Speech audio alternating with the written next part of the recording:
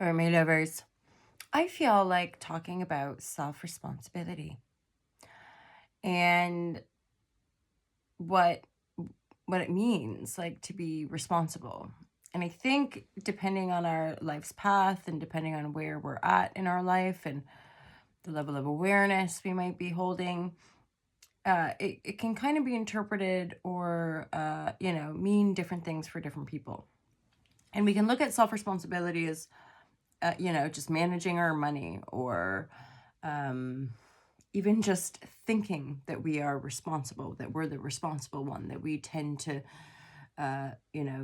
the finances, or we tend to the house chores, or we might tend to the children. And these things, for me, when I wrote the book, The Fearless Life Guide, it was transformational because I started to work on an alchemical level, which is being responsible for your thoughts and your feelings. And essentially, it's been pretty much like a 12-year shadow work journey of fully holding space for my triggers, feeling what's underneath all those triggers, and processing a lot of emotional pain with as much awareness as I could muster. And looking at the different thought frequency or just thoughts, what am I thinking when I'm having these different emotions? And how can I go deeper to process and release them and then shapeshift the thinking, right? And choose consciously. That's being responsible for your own thinking and thus your own feeling as you project a new future. So this is pattern breaks, right? This is how we're able to shift into new patterns where things that once triggered us don't trigger us anymore, or things that maybe once had a hold on us just don't have a hold on us anymore, because we're consciously working with our own thoughts and feelings. And then I'm thinking it's like superseding the physical powerlessness, where we might think we're powerless to the external rather than being at one with it, right? And I see that just as, a human moving through life all at once, going through the depths of those emotional grievances and despairs and the feelings of powerlessness, and invoking in the moment what would feel more powerful. And I did have a really powerful experience a few days ago and alchemize some deep grief, pain, abandonment, rejection, and we're not to make light of our emotional pain, because let's be real, when we're in it, it's the effing worst, right? But then writing it out into into a really deep meditative practice, and then dancing like nobody was watching, and then feeling great after. And I think this is where it's when we get into like lower, I would call it like lower bass tone patterns or dense patterns, where we're just cycling around stress, anger, illness, stress, anger, illness,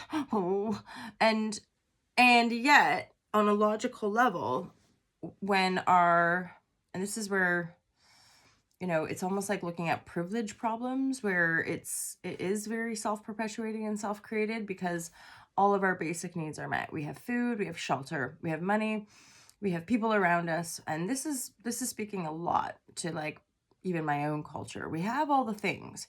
And yet, instead of being grateful for those things, instead of choosing to appreciate the life that we have and the things that we have, we're just stressed all the time, And that's usually a lack of self-responsibility, where we keep blaming the external, we keep blaming certain people, we keep blaming society, whatever it might be. And I've been there too. And yet, my observation and my personal experience is that when we're in those cycles, things often will only get worse. So our illness will, or rather our physical energy and the vitality we have will get worse. We might end up gaining more weight. We might end up, having certain ailments that just get worse. We'll have these patterns around us that just until we hit the proverbial rock bottom, that or something happens that just suddenly goes, oh my God, like I can't do it like this anymore. I've got to change. This is the classic teaching of like the things in our lives don't change until we change. And it's not about changing our diet necessarily. It's not about changing our habits, like willpowering ourselves to make these changes. It's about alchemizing. It's about changing the way we're working with our inner reality, our thoughts and our feelings, and truly owning our perception and the world that we've created to this point and the body that we've created to this point, knowing that's what I've been doing from within self, and to pull back the energetic of blaming the external reality for our reality, right? It's so like kind of inverted and reversed. And so the to me, that kind of shifting to new paradigm after spiritual awakening really is just that shift of perspective, and then beginning to be more and more responsible, right? We can be responsible on those superficial levels, but that don't mean, especially if we're in stress, if we're in hypervigilance, if we're in hardcore survival mode. And I'm not saying that's not a reality as well. I've been there too, right? Like sometimes we'll burn out, sometimes we'll get sick, and that's not to blame ourselves, but there is lessons in all of it. And again, what I'm saying is, like, if we are supported and we've got family and friends and money and all the things, and yet we're still choosing to be stressed out, and then we think we get our body might get sick, and then we feel victimized by people, we feel victimized by the world or by the people around us. I'm like, that doesn't really change the game. And that's the whole idea of, like, in the Matrix, swallowing the red or the blue pill. Like, if we want greater freedom and greater well-being and greater sense of liberation, that really does come from alchemy and being fully responsible for your thoughts, for your feelings, for your interactions, for the way your body is. And like, definitely for me, I'm at a point where I'm like, when my body gets sick, like I'll trace and reflect and look at certain patterns and understand how and why I got there, because it's not fun. And even with knowing there's a kind of balancing act, and like I could make different better choices constantly probably, I know that I'm, there's that path of well-being, there is that path of liberation. There is, when you track over courses of time, you can be like, yeah, I'm feeling better, I'm feeling happier, I don't get sick as much, I don't, right? That's how it's visceral, it's real. It's not some wafty idea. It's that mental emotional responsibility actually does have the reward once you start actually doing the work to put it in place. And that's where meditation, that's where mindful walking, that's where conscious exercise, that's where these practices that ground us into our body. And this is where we have to be responsible enough to slow down, to pay attention. And that's, I see certain workings of the world, and I'm thinking, or have clients or have people that will come to yoga, so often what I witness is people's inability to even slow down enough to allow themselves even a window to be grateful for their existence, right? Like, as in, especially people very much anchored in, the old paradigm or patriarchy or 3D or whatever you want to call it, right? The world of separation, where it's all separate and we're just these helpless victims and these,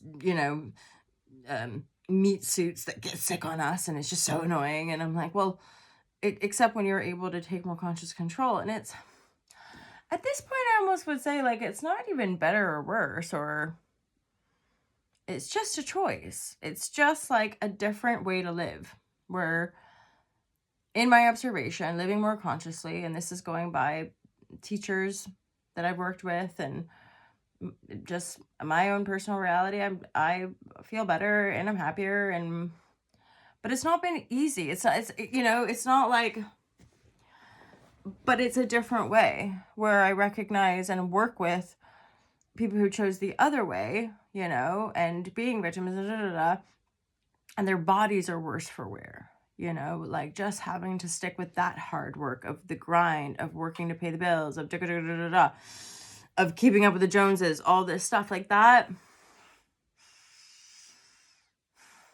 is the way. If it's the way for you, it's the way for you, and there's value in it. That's the awareness and perspective. It's just even these more conscious ways and the way it can trigger people and bring up a lot of resistance and bring up a lot of like, who do you think you are? Or like, which is just interesting to me at this point, because it's like, well, you know, often we want that well-being, or we want that light, or we want that spark.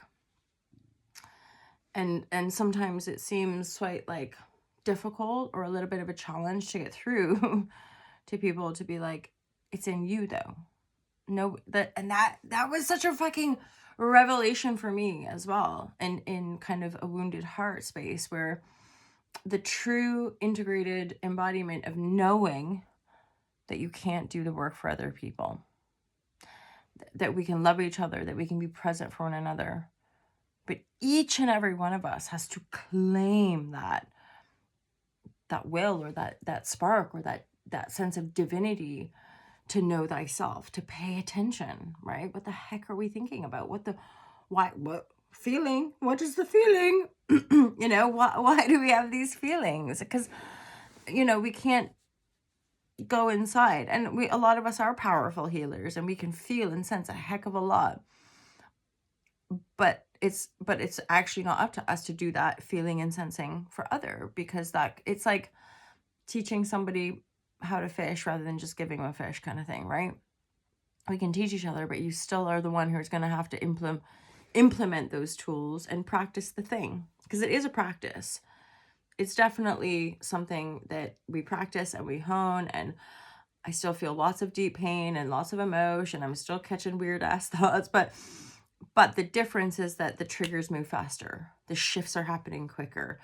What I'm aware of is the importance of grounded stability, having a home, having a shelter, and being fucking grateful for it, right? Not taking it for granted, and knowing that as a reality for this earthly realm.